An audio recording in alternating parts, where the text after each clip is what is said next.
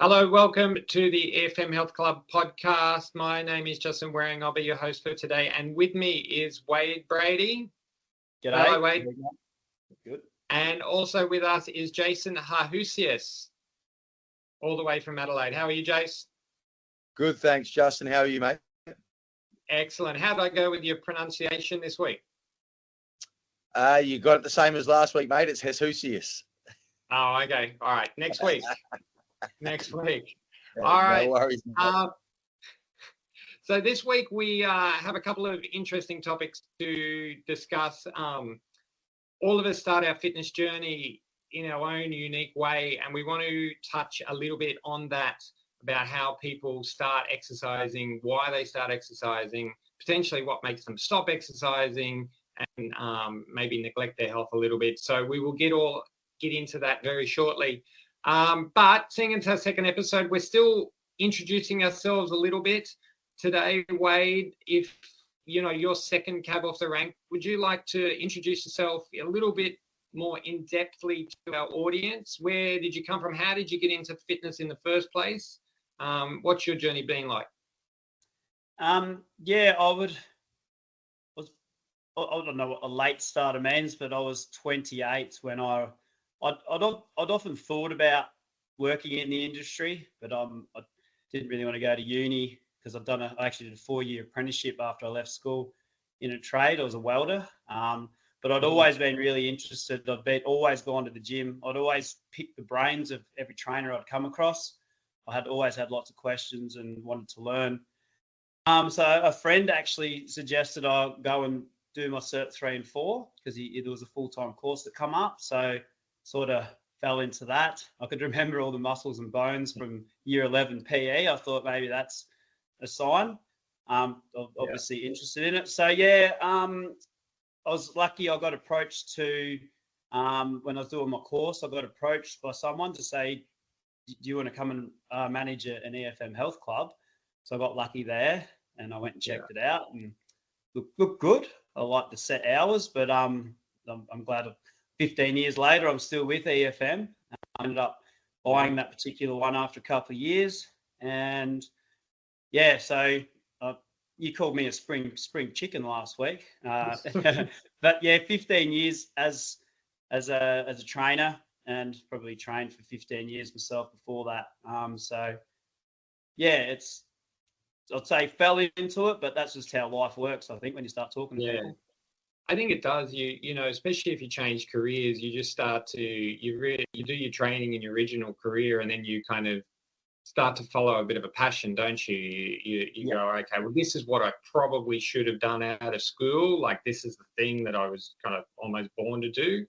We'll stop messing around and we'll kind of do the thing I really like.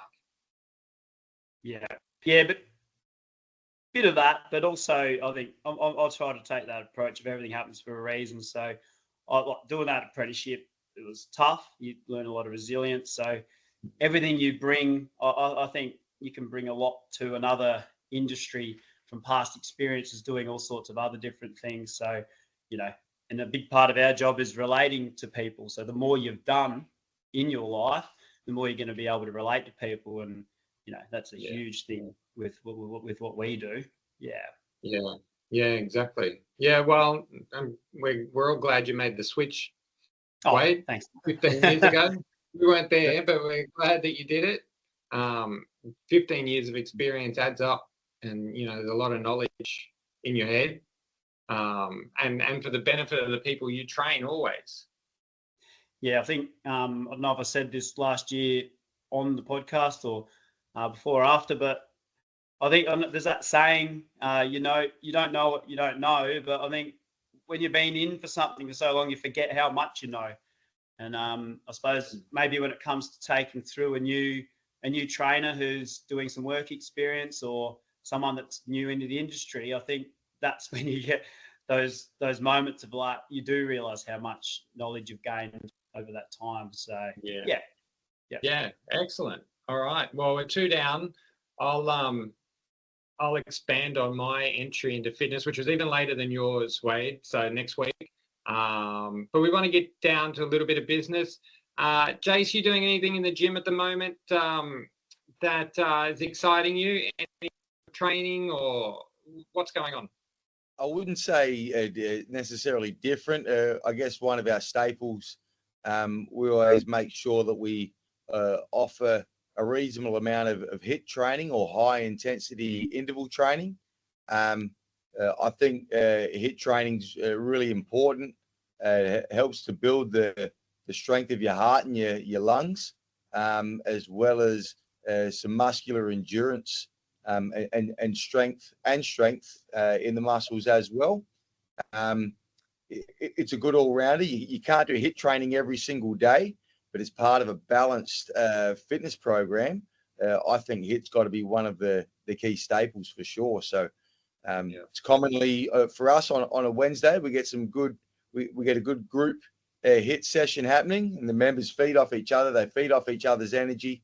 They see how hard the person next to them is working, and it makes them lift a little higher as well. So Do it's you very so another what way. are your timing intervals with the HIIT training? Do you give people just to like go as hard as they can for as long as they can, or do you have the timer going, all right, we're going to go for a certain amount of time? It's a good question.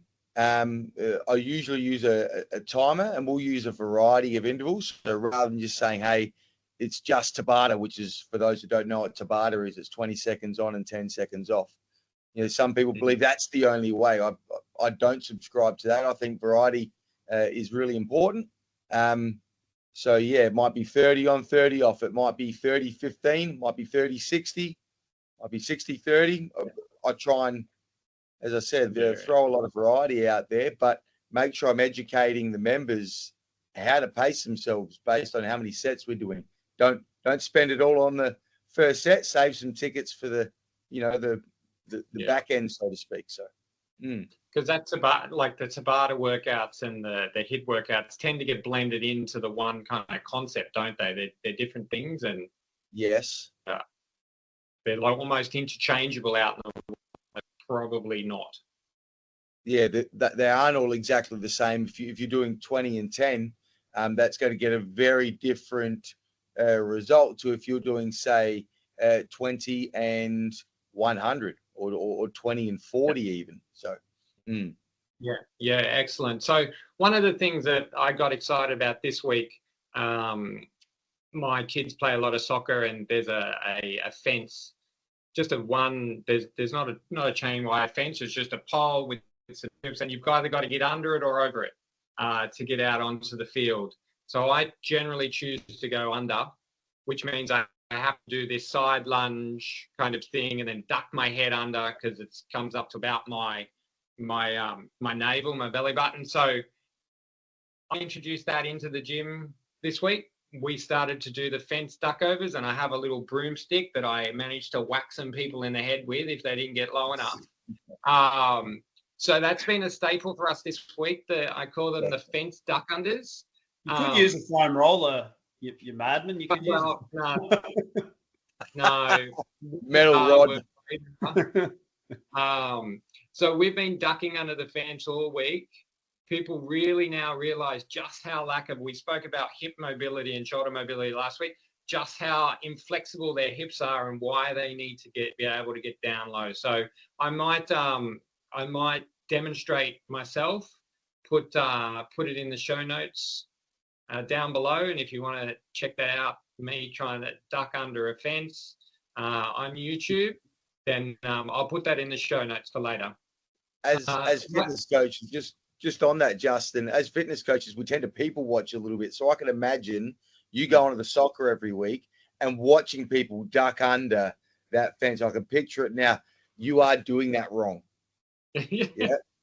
As people go under, they're arching their back or they're looking really stiff. Is this going through your mind, or am I just imagining this? No.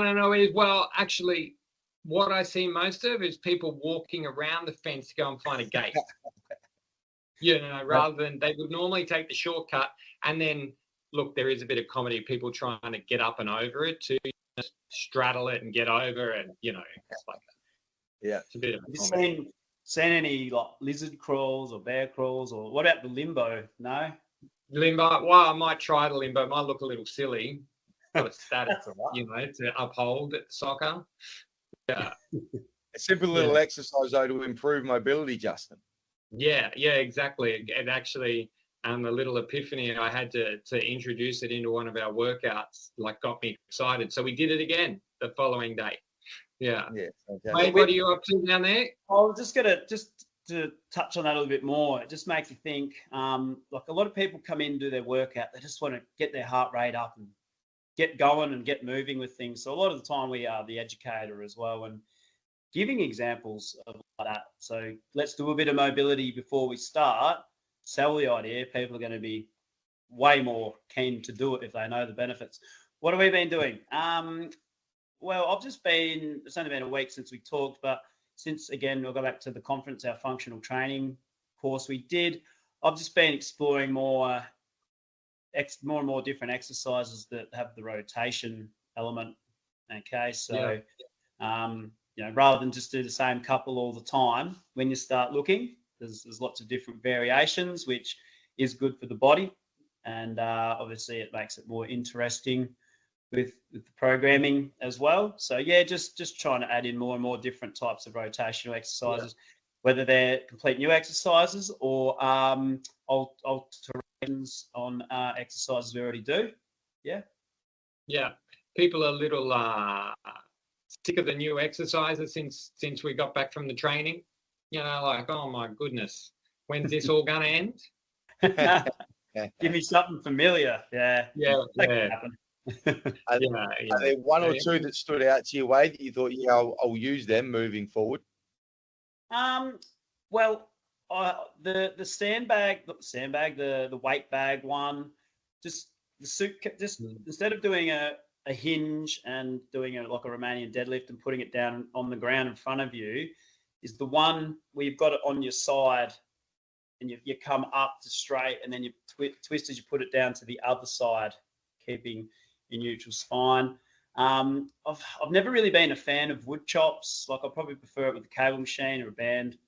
Probably the cable machine, but obviously when you've got a group, you haven't got too many cable. You've only got one cable machine. So with dumbbells, just been trying to explore and hone my own understanding of that exercise. Just the dumbbell wood chops or med ball or whatever weight you use. So just those. Well, when you start looking, there's lots of them, so it's pretty exciting. Yeah. Or maybe you can video yourself too. Well, that'll be 2 links in the show notes. Of bonus feature for people if they click on the show notes. They'll find us demonstrating. Yep. Beautiful. All right, so on to our main topic for today, which is really broad but can be really specific. Why do people start training? Why do people start exercising? Everybody comes with their own kind of, unique history as to the whys and whens and what they've done previously. But we thought we'd explore this topic a little bit because we meet a lot of new people who are into just starting their fitness journey, and we have these conversations every day, so that for the average person who is listening to this thinking, you know what, I really need to do something. Why? Getting to the why will increase the how long. That's kind of my theory. So, Jace, I'll get you to start. What are some of the common reasons you hear, and what are some of the topics you cover with people? Good question. And you said the word broad. It is very broad, isn't it? My first observation is, we talked about this before the show. Members will tell you one reason, but there's actually more often than not a deeper reason. So people say, hey, I want to lose weight. That's obviously one of the big ones. If you ask them why they want to lose weight, you might get a dozen different responses. It might be because my pants don't fit anymore, or, I feel uncomfortable in my own body. I don't like what I see in the mirror, or I don't feel attractive to my partner, or the day-to-day getting around isn't easy anymore, or I'm worried about my health. I had my blood pressure is high, and I know that I've got to get my weight down. So that that ends up going off into so many different directions. I could talk about 20 other reasons to exercise, but if you start with that one, hey, I want to lose weight. That's a big one that many people at some point in their life have experienced, whether it's 3 kilos or 30 kilos. But the why from one person to the next is fascinating. Yeah, and why do you think it's so important to dig a little deeper? So, anyone can walk in and say, yeah, I want to lose weight. Why do you think you want to dig a little deeper to get to the real why when you're introducing somebody to the fitness program? Yeah, for me, there's 2 reasons, Justin. The first one is for them to verbalize it, because if they can verbalize it to me, if I can get them to say the real why, then they might uncover themselves the real reason why. And once it's verbalized, once it's said, there's something real about it that's almost tangible, that, okay, I understand why I'm here. And it's the crux of why I'm here. It's not just to see the number on the scales reduce. I want to see the number on the scales reduce because what I actually want is this. The second part is they've just become accountable to me. I know why they've come in. And so when they're coming in to train, I can say, hey, Justin, remember how you told me that you want to be able to chase your kids better and play with them for longer? Right. This is what we need to do and why. It could also help inform me on what I really need to be focusing on, because your why being different to the next person might alter what I'm going to give you. Does that make sense? Yeah. So, and also to be kind of aware, like, I guess they can be then used as motivation, these little cues as we go, like, this is why we're here. Because that I want to lose weight kind of conversation can be pretty trite, kind of like, it's just like, and like, I want to lose weight, don't know why, I want to look better. Really get to the emotion, right? Why? Yeah, why? Yep. Do you have the same thing, Wade? Do you? Yeah. Sorry. Say, go, Jace. I was just going to ask Wade, what does he ask? What does he say when someone says, I want to lose weight? Yeah, personally, I've never been great or comfortable with digging down. Like, I have a very soft approach with it, and just listening to you guys is something I could improve on, because as I've known and I'm reminded in 15 years, you ebb and flow with a lot of the way you do things. I think, when they clearly know why, you're setting them up for success. Like, if they're, as you said, if they're emotionally attached to this goal, because our emotions drive what we do in our lives, you're actually doing them a service by clearly outlining it. So I sort of approach it in a bit more a roundabout, try and approach it with fun, enjoying the sessions, like, your goals there. But yeah, I think I'm learning just from you guys and speaking to you guys, like, we can't be perfect at everything, but that's something I think I've really got to improve on. So yeah, that wasn't a very good answer. I think for me, part of that digging down process to understand exactly why and hitting the goal with a real emotion to it, like, we need to dig down and find the real emotion to it, creates a longevity for it. So we've all experienced people that, and even in our own lives, and it's not just with fitness, but it can be anything that you want to achieve. You go, okay, well, the first month, maybe the first 3 weeks, 2 weeks is really easy when you have a goal. Even if there's no emotion attached to it, if you want to learn to speak Spanish, whatever, you're on the app, you're doing things, you're learning Spanish, but life gets in the way. And also your motivation will get you there the first few weeks. And particularly with fitness, and we've all experienced it, people they come to the gym, they start exercising for the first time, they feel this surge of energy, surge of adrenaline. They go home, they're full of adrenaline. Go, oh, I didn't realize. I thought I'd be tired. Mm-hmm. That we all know, having been in the industry for a while, that energy, that extra energy that they get dips, depending on the person, 3, 4, 5 weeks, and they go through a lull. They no longer have extra energy. They're now feeling tired when they go home. That energy dips. And if they can get through that little patch, we know that it comes. Mm-hmm. So being able to attach their weight loss goal to a real emotion enables that transition from energized to less energy back to energy. It smooths that curve, I've found. Because you can think, I'm not doing this for me. I'm doing it for my kids, or I'm doing it for my husband, or for whatever reason, or I'm doing it for X, Y, Z. And then it also, until they reach that goal, if they can just continue to focus on the emotion will drive, rather than this idea of, I want to lose weight because I prefer to look better in pants, like I'd prefer to have this belt notch a little. If that's the only reason, it's quite short lasting, I've found over the years. Well, thinking about how I actually do go about it, my approach is probably a bit more educate people into all the other benefits they're going to get out of it to help them break through the, my motivation's died off. Like now, hopefully by this point, I've taught them all these other great benefits. So now that is a reason to keep pushing forward and moving.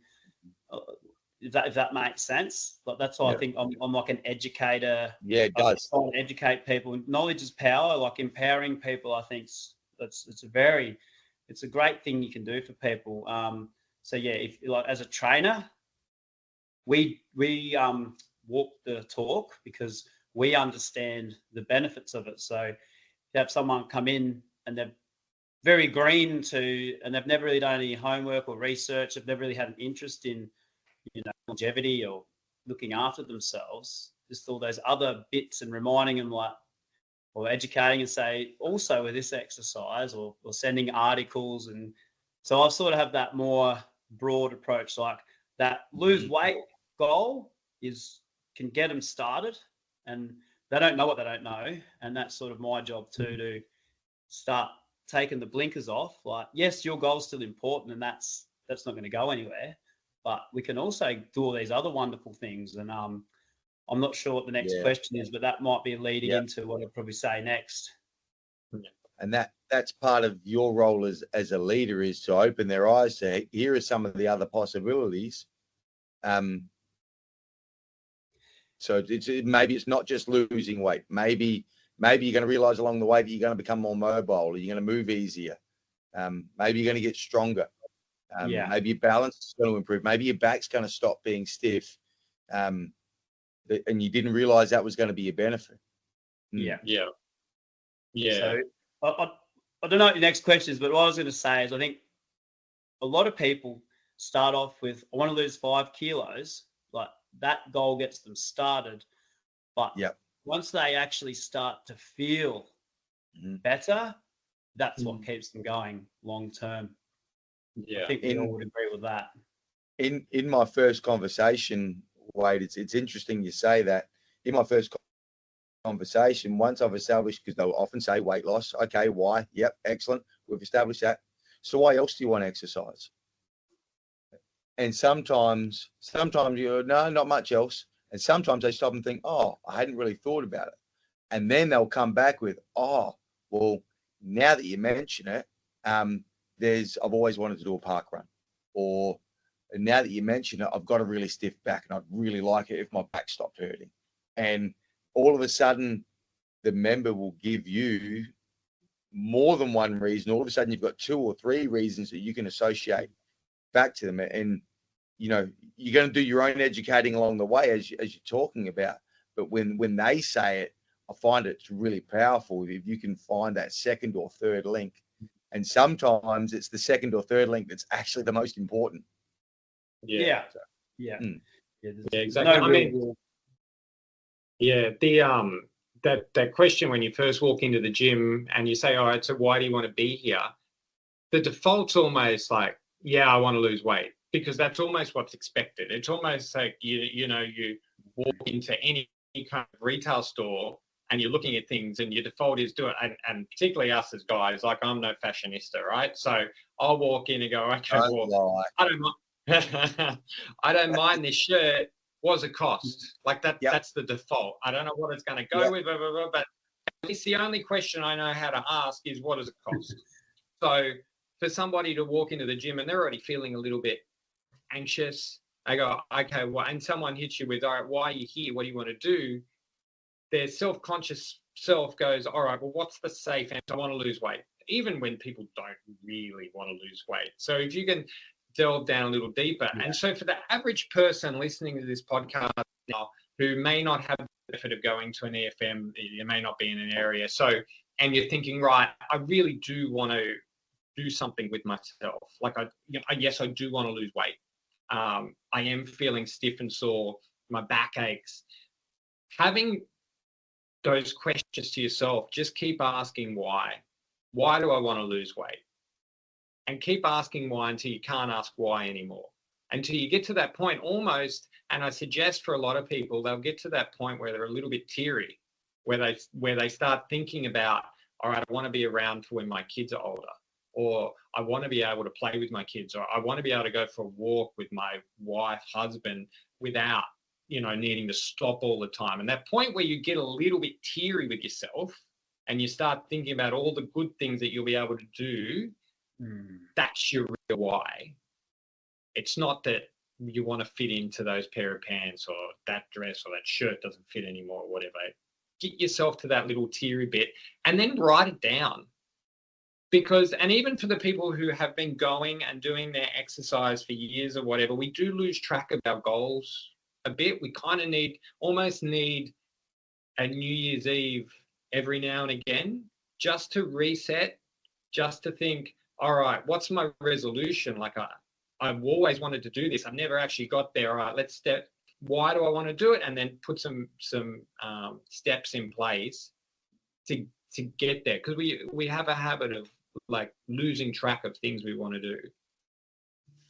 That would be my advice to the person who doesn't get asked these questions when they arrive and doesn't get held accountable by their trainer at the gym.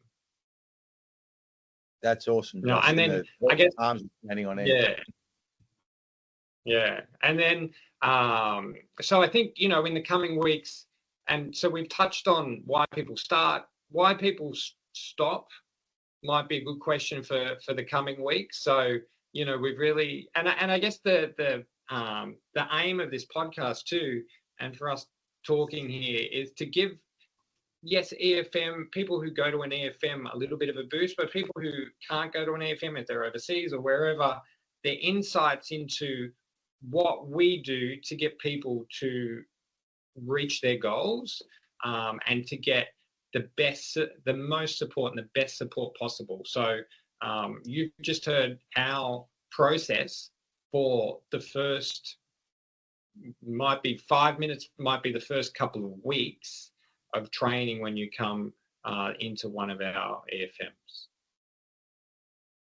Yep. Yeah. So we might leave that there. Sometimes it gets a little deep. Felt like that got a little deep, but look, fitness is about not just physical health, but there's some spiritual and mental improvements to be made. It'll all work together. And if you can work it together, it's really powerful. So that's almost it for that. But just before we go, we're almost at a change of season here down in Australia. If you're listening from overseas, welcome. You should come to Australia sometime soon. Anything you're looking forward to, Jace, in the coming week?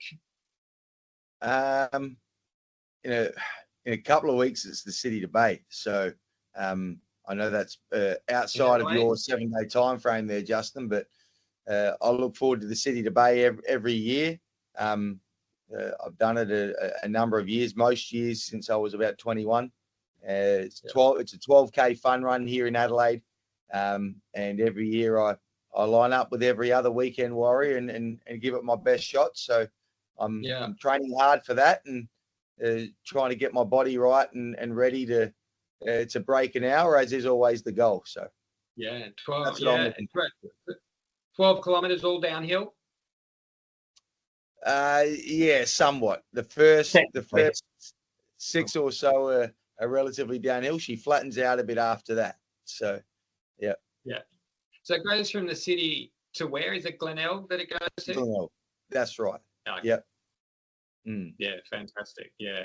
It's good to have that goal, bit of a fun run, get yourself out, pounding the pavement a little bit.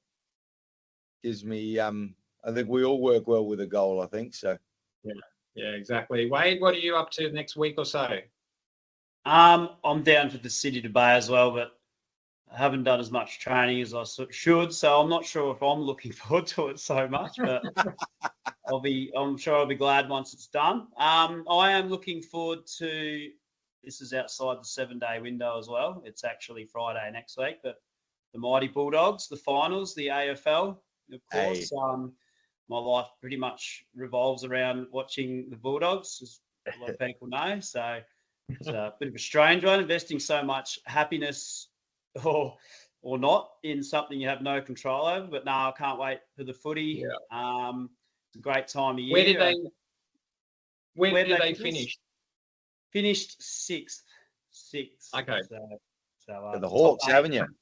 We've got the Hawks, who probably most impartials will be jumping on the bandwagon of, because everyone loves a good underdog. Usually we're the underdog, the Bulldogs. But so yeah, we've got Hawthorn who've been playing very well. So it'll be a very interesting game. And they're the only two, the 3 Victorian teams in, but the Hawthorn have a big supporter base, and Bulldogs haven't got the biggest, but it's been growing, and they're meant to have 90,000 at the MCG next week, because I think it's the only game in Melbourne. So that's pretty exciting. A lot of our young fellas in the team wouldn't have played in front of that many people before. So no, definitely looking. And there's something about the finals. Anyone from Australia that follows, and I'm sure if it's rugby as well, the weather's starting to warm up a bit, and there's the days are getting nicer, and it's a good time of year. Yeah. Excellent. Yeah, well, I'm looking forward to the end of rugby league season here in Sydney, because my team, Parramatta's running last. So the end of rugby league and the start of the NFL season for me, and the season ending golf tournaments. I'm a big golfer, so the PGA Tour is coming to an end. They're just playing for a measly 25 million this week, so good luck to those players. I'm sure they need that. Yeah, I'm sure they need the cash. So Adam Scott did well last week. Yeah, he did. He's the oldest player in the field in his mid 40s. Still has a golf swing that a 20-year-old would love. Just if you've got a golf swing that's that technically good, it'll carry you forever. So he could probably keep playing for another 10 years, I reckon. I'd love to know how much a guy like him does in the gym. I bet you he's doing a few rotational exercises. Yeah, look, world number 1, Scotty Scheffler. If you Google him and his workouts, he works hard. Tiger Woods and Greg Norman changed everything. Golfers couldn't be fat, lazy slobs anymore. So they changed everything. Every golfer is super fit, and Scotty Scheffler does a lot of work in the gym. So he's worth Googling, looking on Instagram. Yeah. So, yeah. All right, boys, we'll wrap it up there. Thanks for the chat. Look forward to the coming weeks. If you're listening and you have any questions, please add some comments or fire some questions through to us online. Don't forget to subscribe and follow us along. There'll be content coming. We have a lot of topics, as you can see from today, a lot of topics to cover to help you get into the best shape of your life. That is the EFM Health Club podcast for today. Thanks a lot. We'll see you soon. Adios, amigos. Yeah.